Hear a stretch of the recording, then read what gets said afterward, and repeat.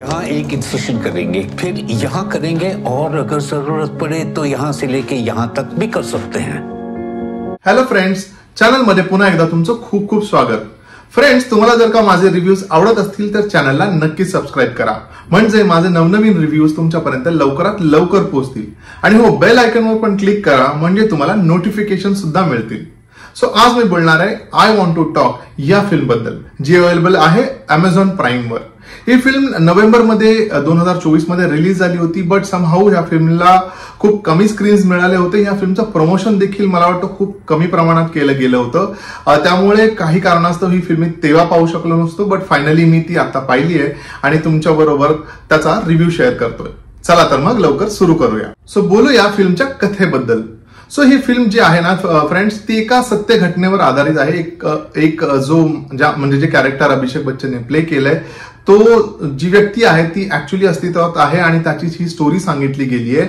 But जर कथेबद्दल सांगायचं झालं तर मला सांगा की एखादी व्यक्ती जी एखाद्या चांगल्या पदावर काम करते, एखाद्या मोठ्या कंपनीमध्ये अतिशय एखाद्या उच्च पदावर काम करते, जिला म्हणजे सगळे लोक फॉलो करतात, जिला सगळ्या लोकांना ऐकावं लागतं, फॉलो करावं लागतं, अशी एक व्यक्ती जिच्याकडे एक ऑथॉरिटी आहे, अशा एका व्यक्तीला एखाद्या दिवशी सडनली असं कळावं की त्या व्यक्तीला थ्रोट कॅन्सर आहे आणि त्या थ्रोट कॅन्सरमुळे कदाचित म्हणजे येत्या काळात त्या व्यक्तीला सर्जरी करावी लागणार आहे, ट्रीटमेंट घ्यावी लागणार आहे आणि त्यानंतर कदाचित ती व्यक्ती बोलूही शकणार नाही।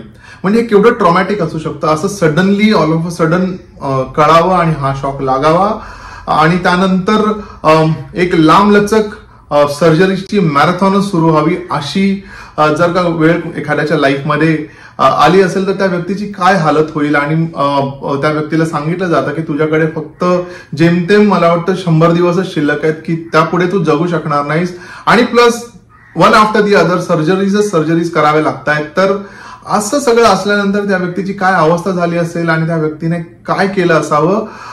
पण या फिल्ममध्ये त्या व्यक्तीची जिद्द दाखवली गेली आहे, कसं जिद्दीने तो ह्या सगळ्या गोष्टींना सामोरं जातो आणि त्याबद्दलच या फिल्मच्या स्टोरीमध्ये सांगितलं गेलंय। सो हीच या फिल्मची स्टोरी आहे। बोलूया या फिल्म मधल्या कॅरेक्टर्स बद्दल। सो या फिल्मच्या लीड रोल मध्ये आपल्याला दिसतो अभिषेक बच्चन, आणि ज्या व्यक्तीची ही ट्रू स्टोरी आहे त्याचंच कॅरेक्टर अभिषेक बच्चनने प्ले केलंय। जसं मी म्हटलं की तो एका चांगल्या एका लेवलवर, एका उच्च पदावर एका कंपनीत काम करत असतो। Suddenly he is detected with throat cancer, त्याला त्या ट्रीटमेंटला सामोरं जावं लागतं आणि त्याला सांगितलं जातं की इट इज सो क्रिटिकल की तुझ्याकडे फक्त उरलेत आयुष्यातले 100 दिवस आणि त्यानंतर तुझं आयुष्य संपणार आहे। पण त्याच्याकडे एक जिद्द असते, त्याला जसं मी म्हटलं त्याला बोलायला फार आवडत असतं आणि मला वाटतं म्हणूनच या फिल्मचं टायटल देखील ठेवलं गेलंय that I want to talk. तर ती बोलण्याची जिद्द समहाऊ त्याच्याकडे ती असते आणि त्याला ती कंटिन्यू करायची असते। पण ही गोष्ट त्या 100 दिवस आणि ह्या एका सर्जरीवर संपत नाही, त्याच्या मागे त्या सर्जरीचा जणू काही म्हणजे त्या सर्जरी त्याचा पाठलागच करत राहतात आणि एक नाही, दोन नाही, तब्बल 20 सर्जरीज, म्हणजे त्याला 20 सर्जरीज मधनं जावं लागतं, ज्या ही अतिशय म्हणजे critical type of surgery which is also includes bypass surgery आणि अशा अनेक क्रिटिकल सर्जरी मधनं तो मात करत करत ह्या सगळ्यातनं पार पडतो। आणि याचं एकमेव कारण म्हणजे त्याच्याकडे असणारी अपार जिद्द, आणि ह्या जिद्दीच्या बळावरच तो ह्या सगळ्या गोष्टींना फेस करतो, या सगळ्या सिच्युएशनला फेस करतो। बरं, हे सगळं घडत असताना एकतर एक चांगल्या लेवलचा असणारा जॉब तर तो जातो, दुसरं म्हणजे स्वतःची बायको मुलगी यांच्यामध्ये येणारा डिस्टन्स, त्यांच्यामध्ये म्हणजे बायको बरोबर त्याचा होतो डिवोर्स, आणि मुलगी आणि त्याच्यामध्ये एक नात्यांमध्ये एक दुरावा निर्माण होतो। त्यामुळे हे सगळं एवढं कॉम्प्लेक्स सिच्युएशन निर्माण होते, पण त्याला तो कसं धैर्याने तोंड देतो आणि ह्या सगळ्यांवर मात करत करत शेवटी त्याची इच्छा असते की त्याला एक मॅरेथॉन धावायची असते आणि अतिशय प्राऊडली तो ती मॅरेथॉन अटेम्प्ट करतो, कम्प्लीट करतो असं मी म्हणणार नाही, पण एवढ्या सर्जरी झाल्यानंतर एक मॅरेथॉन मध्ये पार्टिसिपेट करण्याचं एखाद्याची जिद्द असणं, it is very commendable, it is very motivating, आणि तो ते करतो। आणि मला वाटतं हे अख्खं एवढा जो तामझाम म्हणू शकतो किंवा एवढा जो पसारा आहे तो अभिषेक बच्चनने अतिशय उत्तमरित्या पार पाडलाय. मला वाटतं आतापर्यंत ना अभिषेकला नेहमीच त्याचं पोटेन्शियल हे कम्प्लिटली जगापुढे आलं नाहीये किंवा सगळ्यांसमोर आलं नाहीये. त्याला नेहमी असं अंडररेट केलं गेलंय किंवा तशा टाईपचे रोल त्याच्याकडे ऑफरही नाही झालेत. मला वाटतं त्याने गुरुमध्ये जसं केलं होतं विच इज व्हेरी बघितल्यानंतर मला वाटलं की अरे हा अभिषेक बच्चनने हा रोल केलाय का असं समहाव असं, पण अतिशय सटल पद्धतीने त्याने ह्या फिल्ममध्ये रोल केलाय आणि मला वाटतं one of his very very finest performance त्याने ह्या फिल्ममध्ये दिलाय. त्यामुळे त्याला बघायला त्याचं जे ऍक्टिंग पोटेन्शियल आहे ते बघायला अतिशय छान वाटतं, उत्तम वाटतं. त्याचबरोबर त्याच्या मुलीचा रोल जिने प्ले केलाय अहिल्या बमरू, हिनेही अतिशय उत्तमरित्या त्याच्या मुलीचा रोल ह्या फिल्ममध्ये केलाय. सो ओव्हरऑल बघायला it looks very very good. Extra ordinary bowler. आता बोलूया या फिल्मच्या लेखनाबद्दल. सो या फिल्मचं लेखन केलंय रितेश शाह यांनी.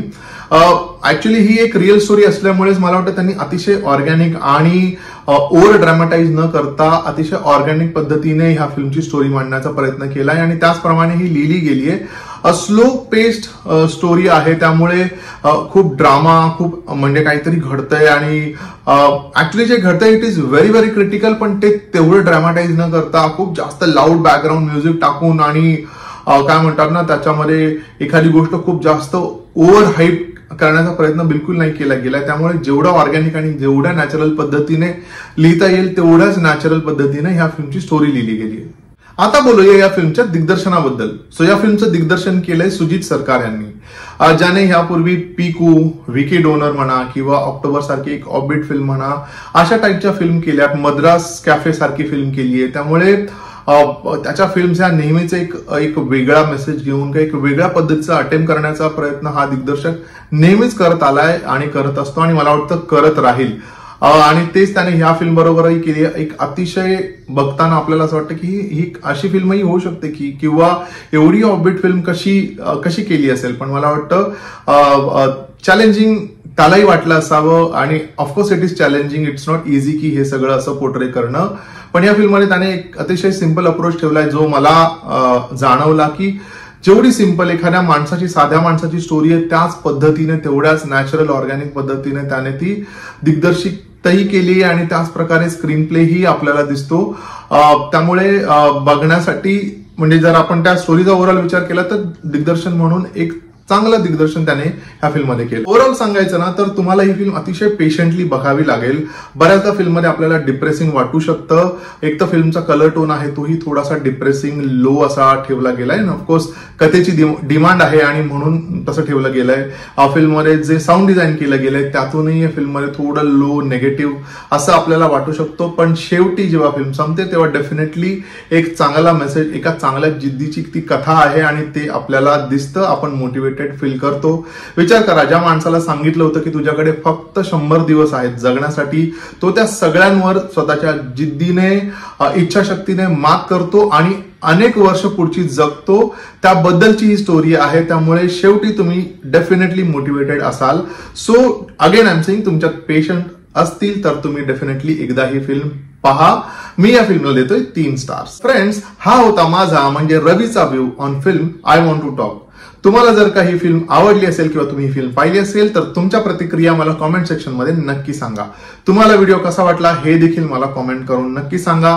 व्हिडिओ आवडला असेल तर लाईक करा, शेअर करा आणि हो, आपल्या चॅनलला सबस्क्राईब करा. आपण भेटूया लवकरच. तोपर्यंत स्टे ट्यून.